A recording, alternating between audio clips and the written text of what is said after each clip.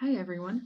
This is Sarah Russell, and this is part of my video series for fellow practitioners wanting to optimize their client-centered, service-oriented nutritional therapy practice or holistic health practice.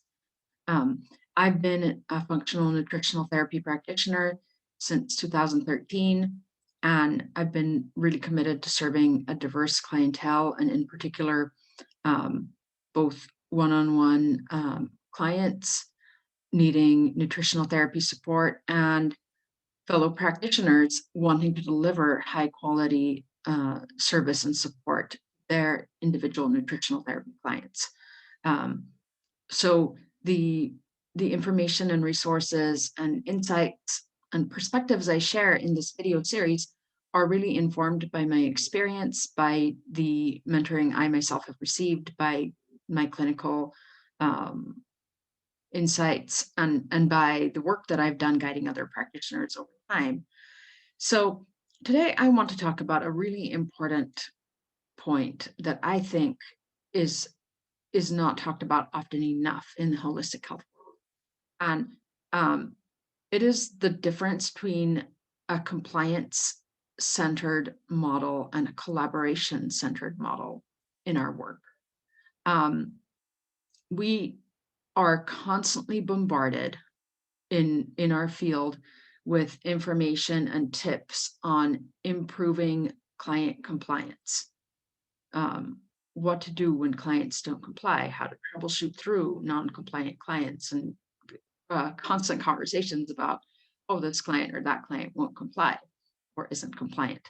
What is this all about? I want to break this down a little bit, and I know that I'm sharing a controversial perspective. Um, I want you to accompany me on a mental journey where we crack open the um, the difference between these two models that I'm going to present. And I propose that we let go of the expectation that our clients comply. And I'm going to explain why I think that's important in a client-centered, service-oriented nutritional therapy model, which I think is an important and valuable model for healing. Um, so the compliance oriented model is practitioner centered. It is not client centered. Um, the idea behind it is I'm the practitioner. I know what's good for you. You're the client, and you just have to do it, or you won't get better. Um, it is a bit of a dictatorial model, um, and it's the practitioner has all the power and all the control. Um, the client has the responsibility to carry out the information that is just the orders that are given um, for for your own good, essentially, with the idea that the practitioner knows best and the client is just not an expert in terms of what they need, and they just need to follow directions. Um, the client is passive, and the practitioner the um, is an authoritarian figure. Um, I don't think this is an empowering healing model. I really don't. Um, it is um, a relationship where one person dominates and the other person is dominated. Um, I personally don't think that is a conducive way for most people to heal.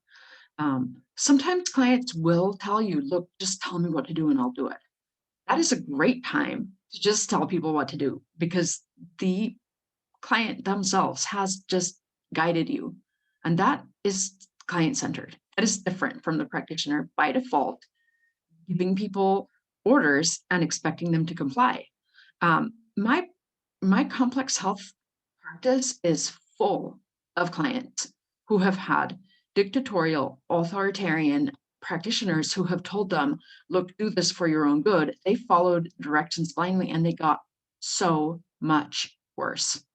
In order to follow the directions, they had to blind themselves to their intuition and their sense of this is just not right.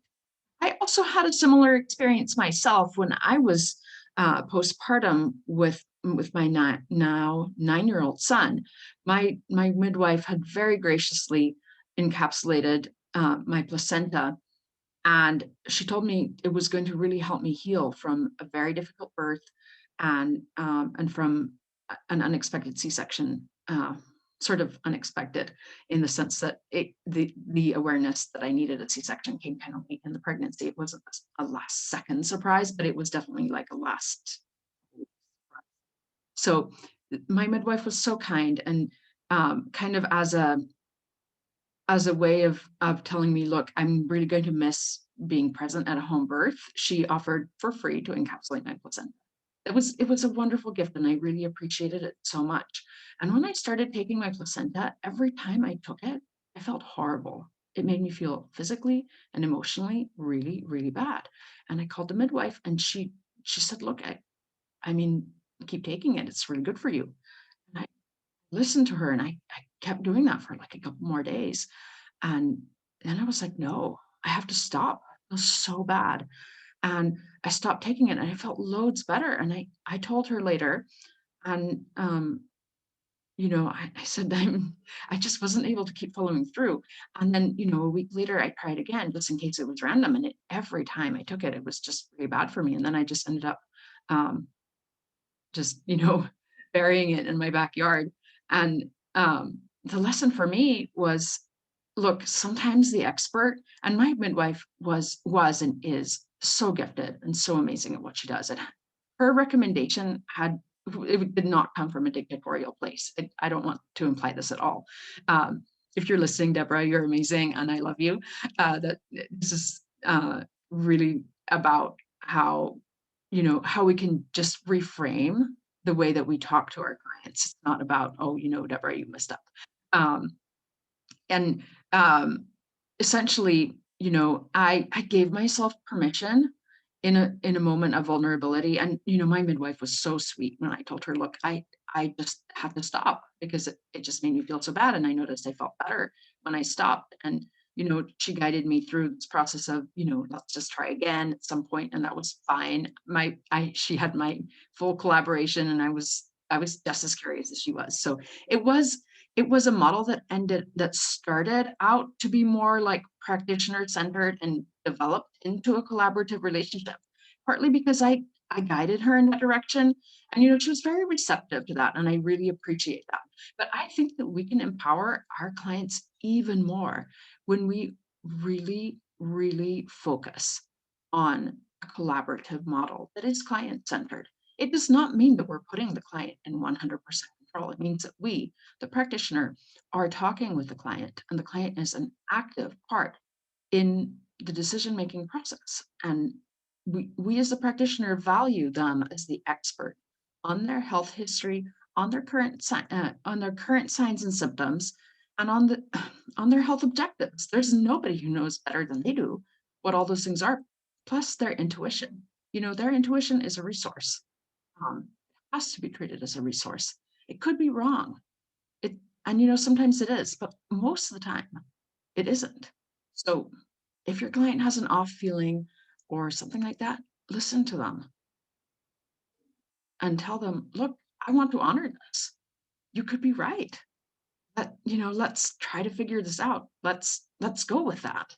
Um, you know, it, it's so empowering to listen to a client. And it doesn't mean that they'll always be right. It really doesn't. It just means stay open to the possibility that when they have an intuition or an experience, that is valid and really important.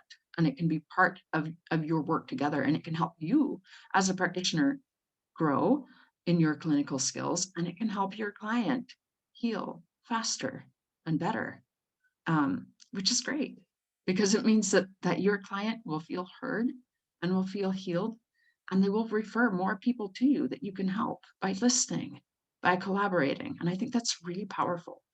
Um, so within the collaboration model, the client and practitioner have complementary roles. The the client is the expert on their experience and on their intuition and on their goals. You, the practitioner, have objectivity. You bring to the table your objective experience, your training, your knowledge, your intuition. Your intuition as a practitioner is important too. It's not just the clients. You put those two sets of intuition plus your objectivity, plus your client's subjective knowledge and experience and their questions, and you have an amazing toolkit that you can work from to empower your client's healing journey through collaboration. Um, the client in this framework is active and responsible. They are not passive.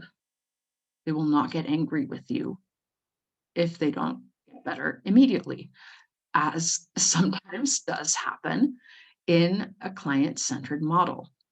Even if only the client is thinking of the relationship that way.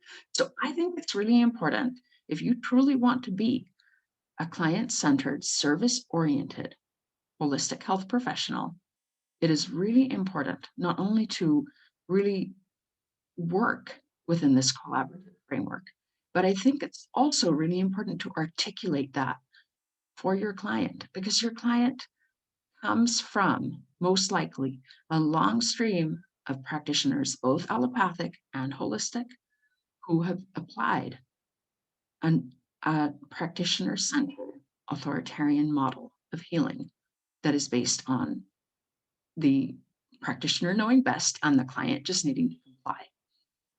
Not worked for your client before because they have come to you because whatever they have done before has not helped. Um, I think that it is really empowering for people's healings, for people's healing journeys, and for our journeys as professionals in the holistic health world to really open up to the collaborative model of healing that I'm talking about here. Um, it really helps cut out resentment, both by clients and practitioners, and it helps define clear roles and boundaries in a dynamic way that makes sense for the specific person and context that you're working with. I think this is an amazing way of working with people, and I've gotten really good results. And um, I would love to hear your perspectives, your experiences, and any questions that you have.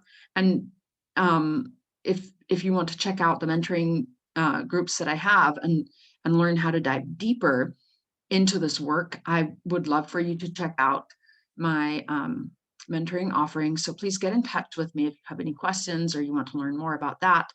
And if you want to schedule a discovery call to talk about the mentoring groups and one-on-one experiences that I am offering. So thank you so much. You can find me at buildnurturerestore.com. And again, I'm Sarah Russell, functional nutritional therapy practitioner, and I'm looking forward to talking with you more. Take care. Bye.